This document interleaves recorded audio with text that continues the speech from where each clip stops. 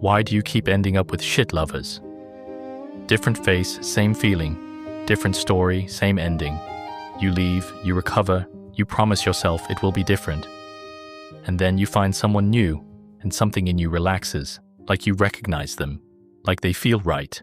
And 6 months later, you are back in the same place wondering what is wrong with you. Nothing is wrong with you. You may not realize it, but something in your subconscious is running your love life. The person who left you emotionally unavailable. The one who made you feel like you had to earn everything. The one who was exciting and unstable and impossible to hold on to. You did not stumble into those people. You found them. Your nervous system found them. Because something in you recognizes that feeling. Not because it is good, because it is familiar. The problem is not your choices. The problem is the psychological structure built before you were old enough to question it. And that is still running in the background of every relationship you have ever had. There are 7 signs it is already ruining your love life. The first sign is the one most people mistake for having a type. You are drawn to people who are hard to reach. Not hard to find, hard to reach. The ones who take 3 days to reply and have an explanation that almost makes sense. The ones who are warm in person and disappear when you are apart.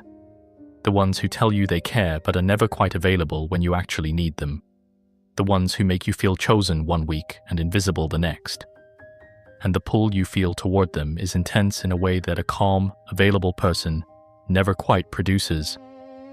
You probably call it chemistry or passion. You say the stable ones feel boring, that there is no spark, that something is missing.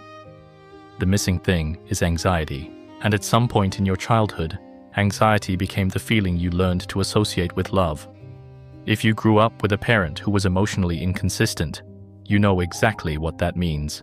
It means your father came home, and you listened to how he closed the front door to know what kind of night it was going to be. It means your mother could be laughing at dinner and screaming an hour later, and you never understood what changed. It means you learned to not ask for things on certain days.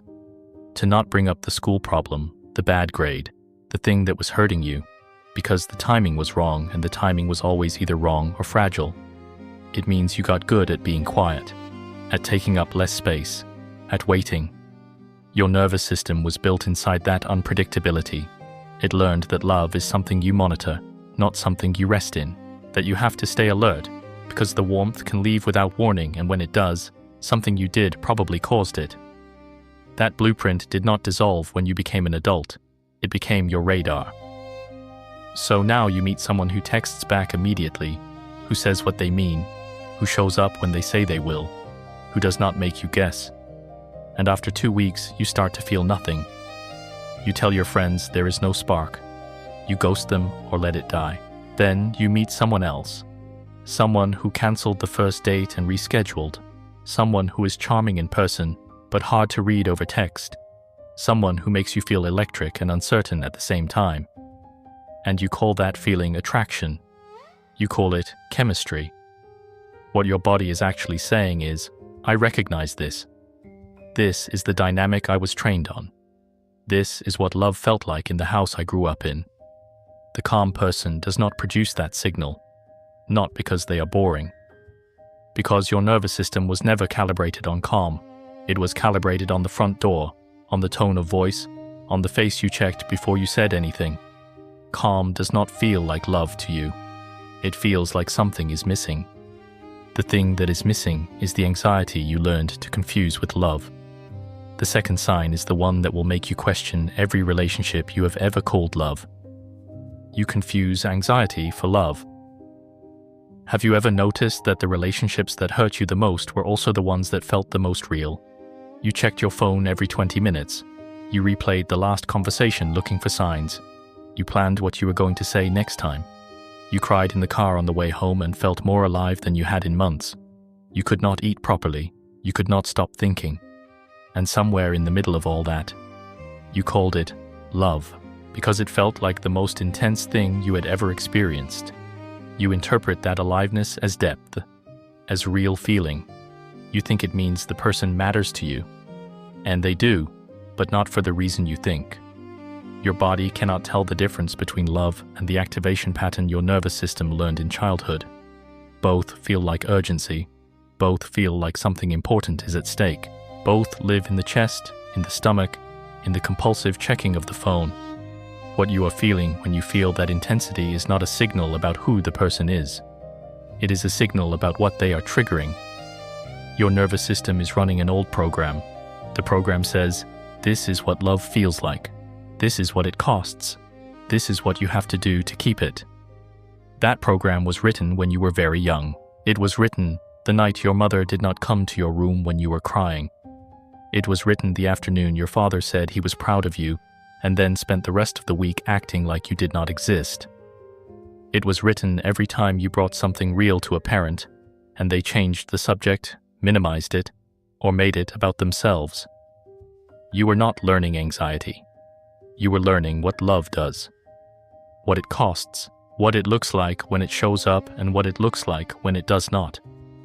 And you have been running that education in every relationship since, without ever questioning whether what you are feeling is a compass or just the same lesson repeating itself.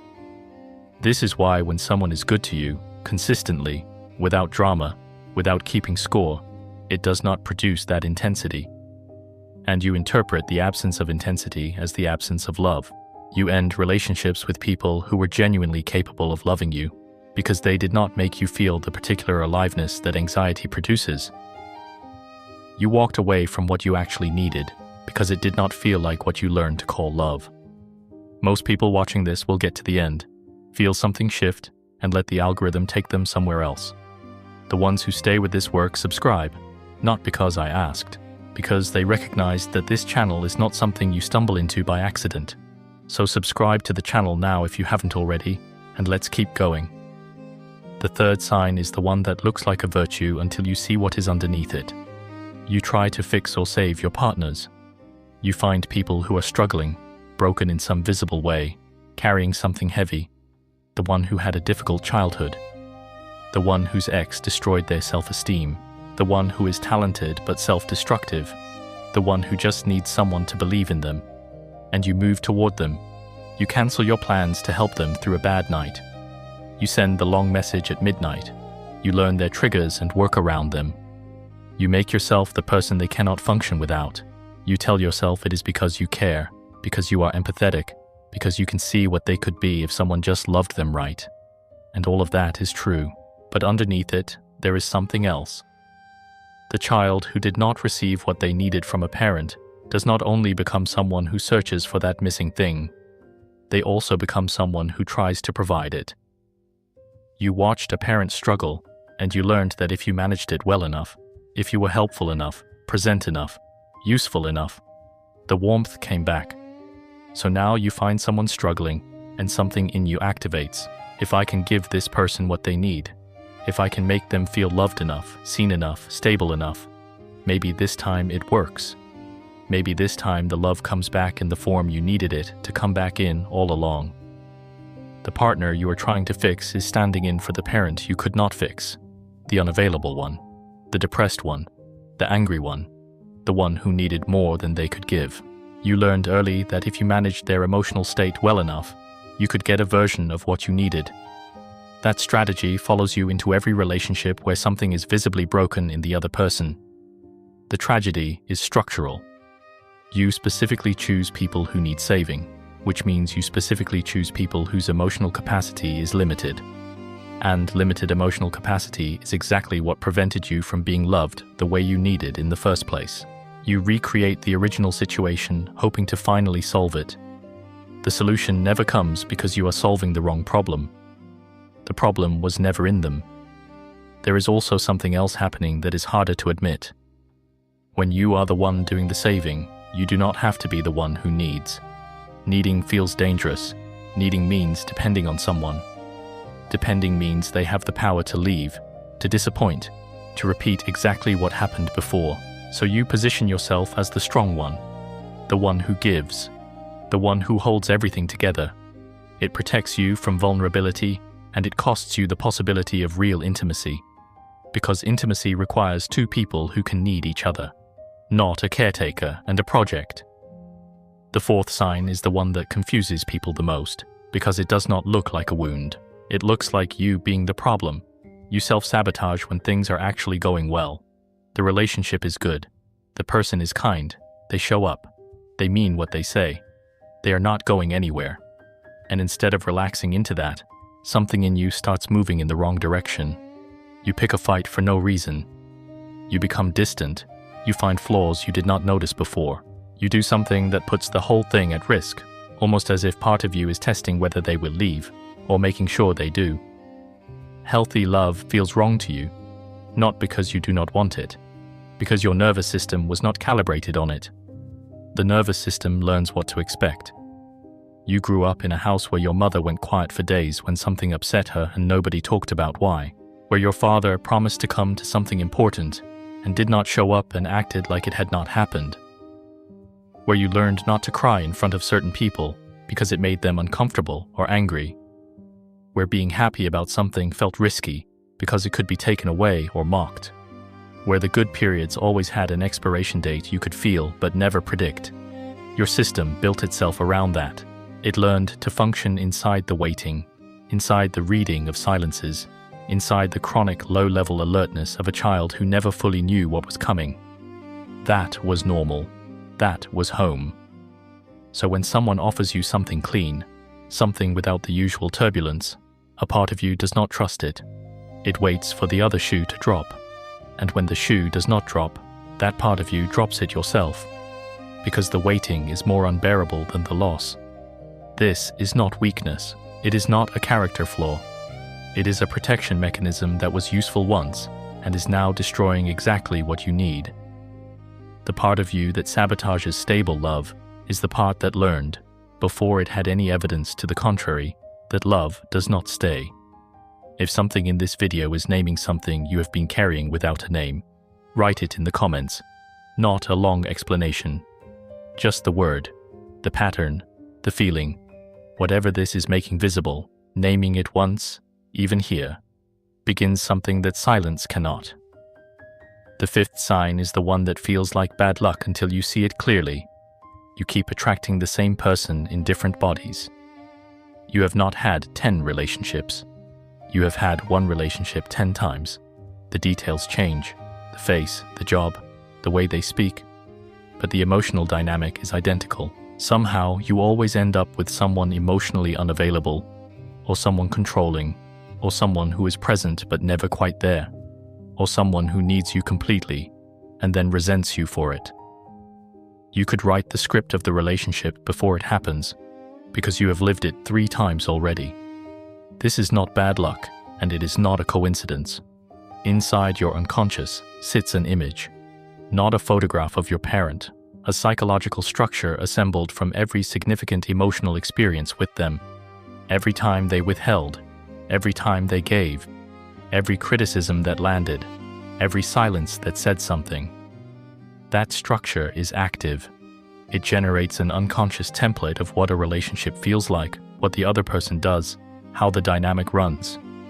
When you meet someone new, your unconscious scans for resonance with that template. When it finds it, the attraction activates. You feel drawn to them in ways you cannot fully explain. You call it chemistry. What it is recognition. The recognition is not of the person, it is of the pattern. The person you keep attracting is not a type. They are a signal. The signal is pointing at something inside you that was formed before you had any choice in the matter, and it will keep pointing until you turn around and look at what it is pointing at. The sixth sign is the one nobody talks about because it requires admitting something uncomfortable. You stay long after you already know. Your friends judge you. They call you stupid. Some of them distance themselves from you. Why do you stay in this shitty relationship? Why do you put up with all this? And you don't even know why yourself. Or actually, you did know. Somewhere in the first year, maybe earlier, you felt it, the specific texture of something that was not going to become what you needed. But you stayed. Months, sometimes years. You adjusted your expectations.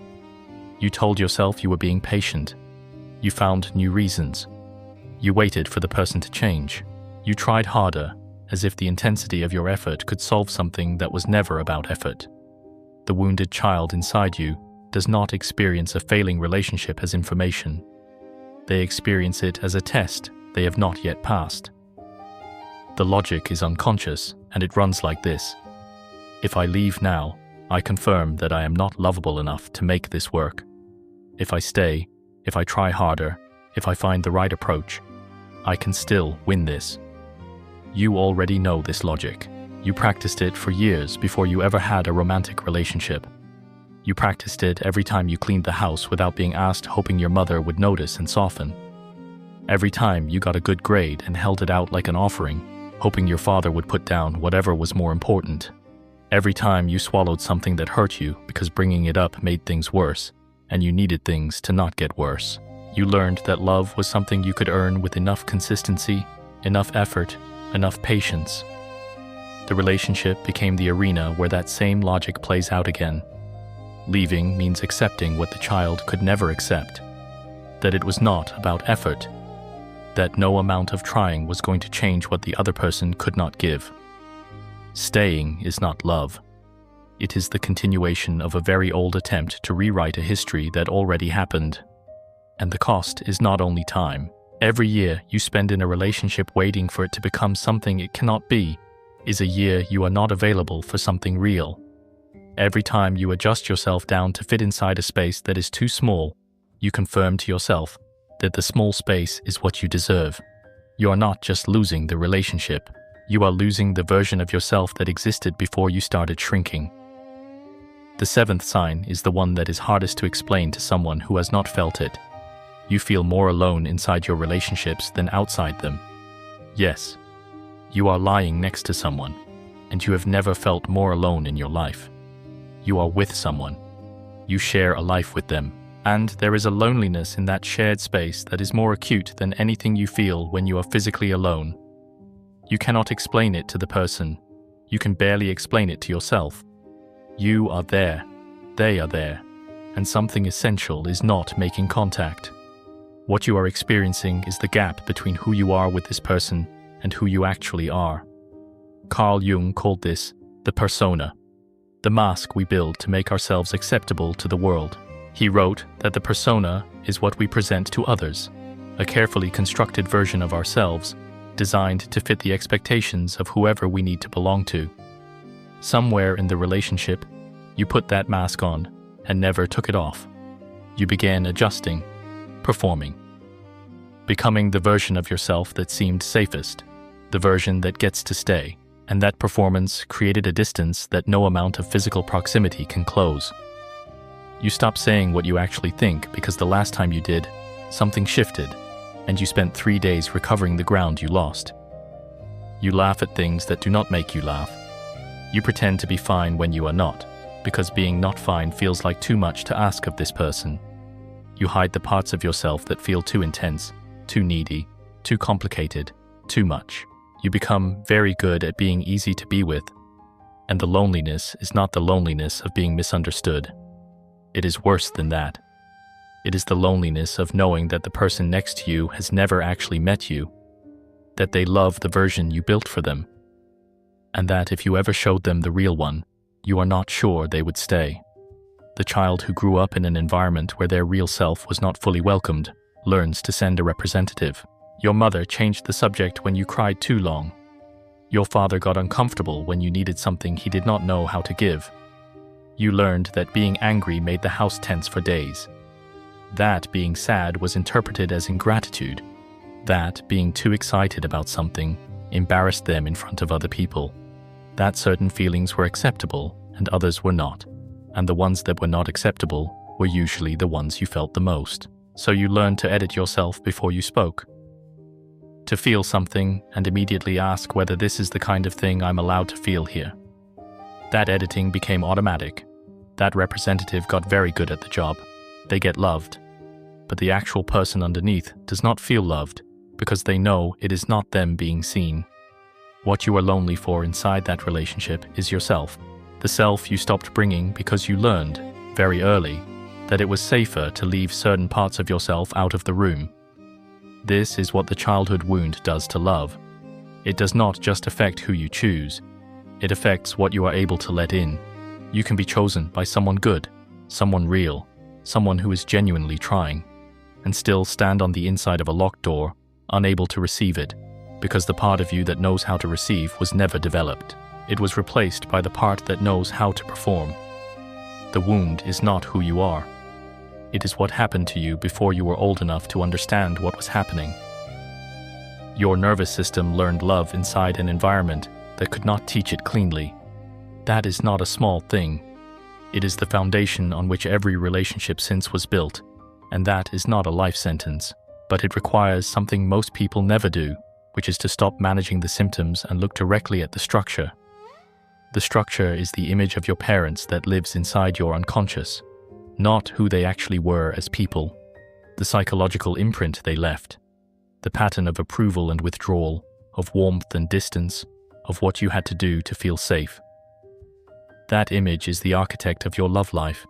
It selects, it filters, it makes certain people feel electric and others feel invisible. You cannot dismantle what you cannot see. The first step is not to change who you choose. It is to become conscious of what is choosing.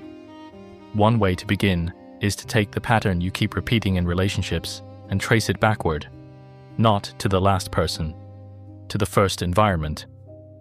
Ask yourself, where did this dynamic first live? When did I first feel this specific feeling, not in a relationship, but at home, in childhood, with the people who were responsible for teaching me what love is? Sit with one person from your past, the last one who hurt you in the familiar way, and write down exactly what they made you feel. Not what they did, what you felt. Then ask yourself when you felt that exact feeling before any romantic relationship. Go back far enough. The answer will be there. The answer is uncomfortable. It asks you to look at people you may love very much and hold the two things at the same time, that they shaped you in ways that are costing you now, and that they were doing the best they could with what they had. That confrontation is not a small thing. It is a kind of loss. You lose the story that this is just bad luck. You lose the story that the next person will be different. You lose the childhood hope that has been driving you this whole time. The hope that if you try hard enough, love will finally come in the form you needed it in the first place.